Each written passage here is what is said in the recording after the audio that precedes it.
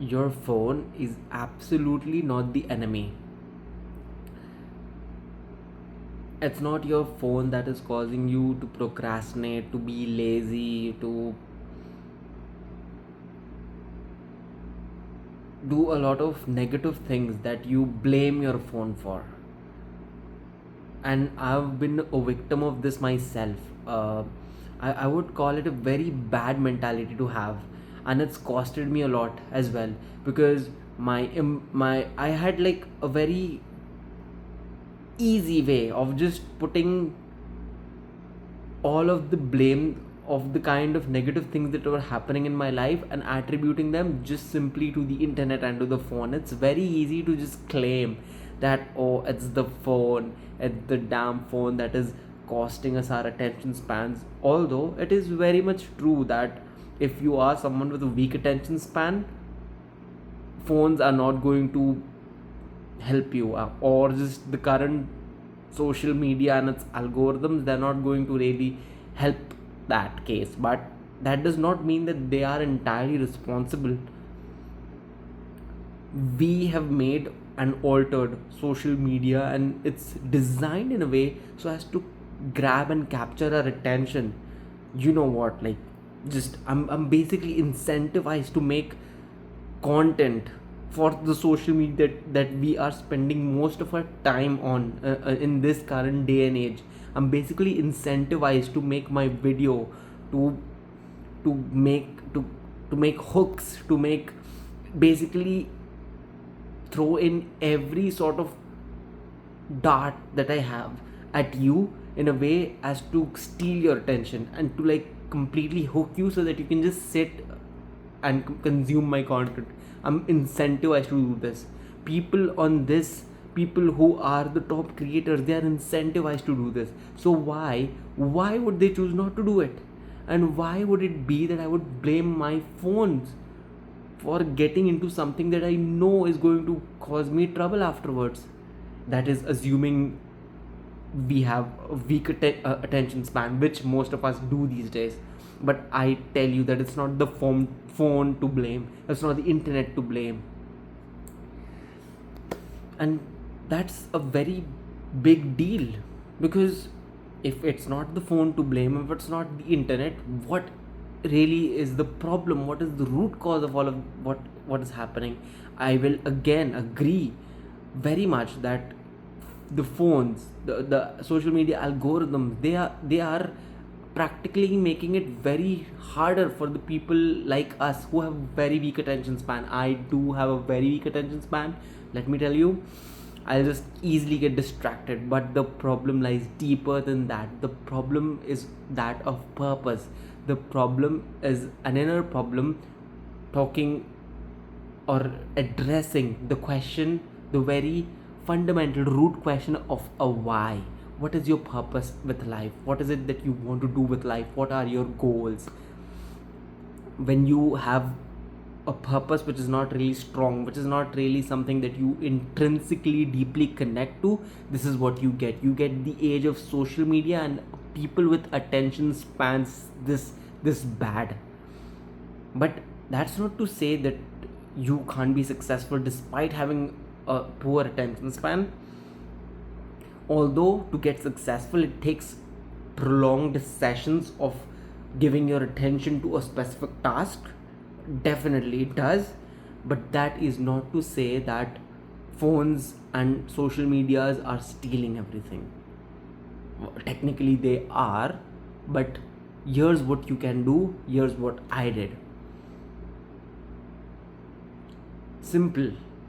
Answer the deeper question and use social media and your phone to amplify the things that naturally make you curious, naturally sort of goals that you are inclined towards, the kind of things that you would be doing in the absence of social media, the kind of things that you would be doing in the absence of material goods, which something which you would be doing if there was nothing to consume, if there was nothing to just worry about.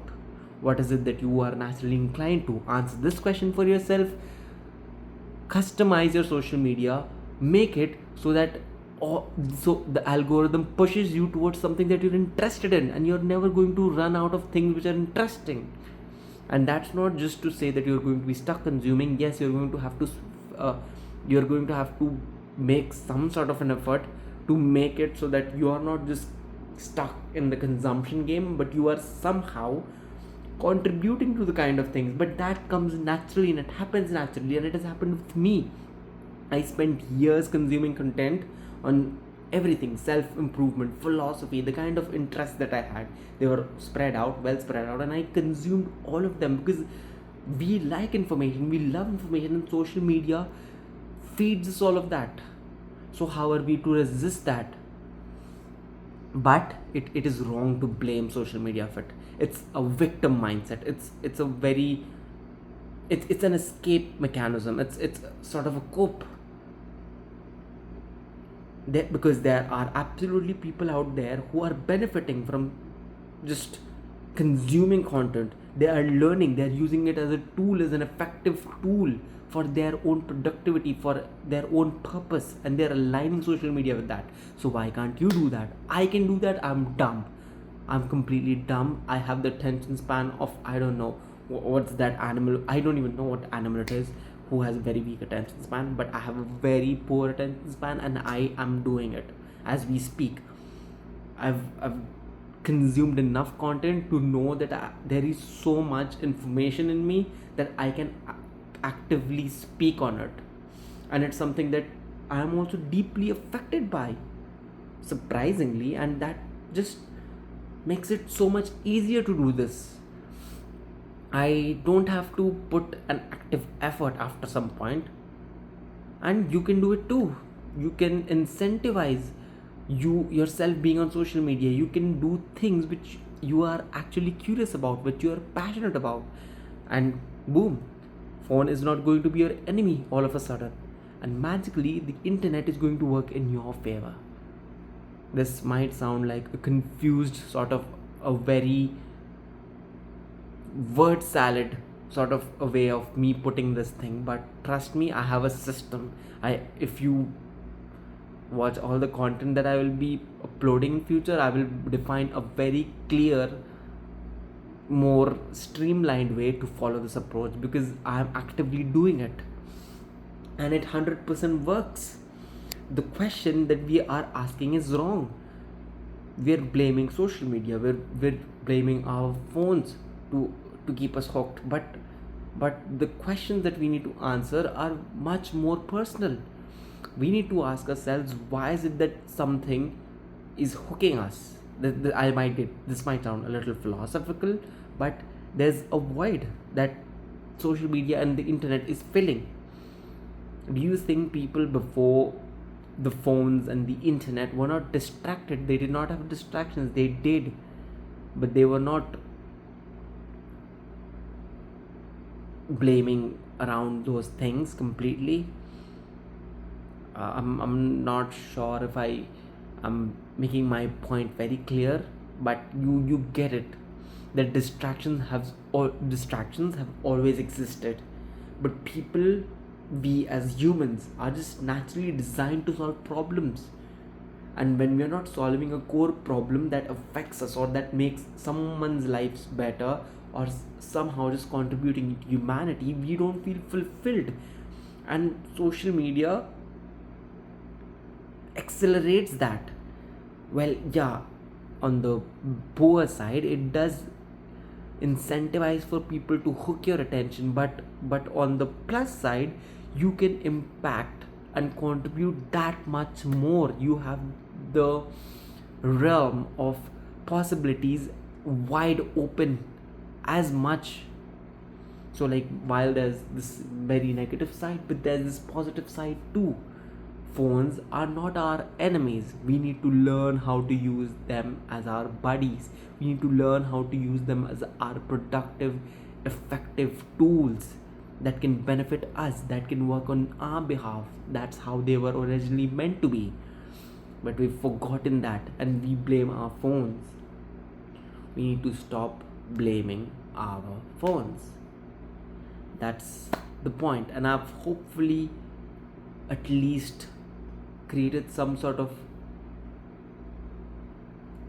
a, a lasting doubt on your mind, and you're going hopefully you're going to make something of it.